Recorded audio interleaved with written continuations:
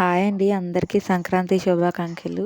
మేమైతే ఈరోజు సంక్రాంతి కదా! స్పెషల్‌గా అయితే దేవుడి మాలకి గారెలు, బూరెలు అయితే చేస్తున్నాము. ఇదేంటి బూరెలు ఇంత నల్లగా ఉన్నాయి అనుకోకండి. అవి పెసల బూరెలు. మీలో ఎంతమంది ఈ బూరెలు చేసుకుంటారో కామెంట్ చేసేయండి. నేనైతే ఫస్ట్ టైం చేయడం. ఎప్పుడు మా అత్తయ్య చేస్తుంది. ఈ సంవత్సరం అయితే అన్నీ కూడా నేనే చేశాను. చాలా బాగా వచ్చాయి.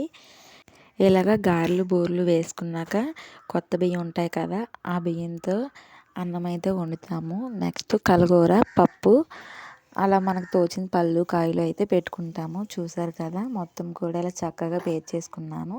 ఇప్పుడైతే పూజ కూడా చేసుకున్నాను. అంతా బాగా చెప్తున్నా కానీ నైటీతో పూజ చేయకూడదని తెలియదు అంటారేమో. అది నైటీ కాదండి, కాటన్ ఫ్రాక్ అది. ఒంట్లో బాగోక నేను అది వేసుకున్నాను.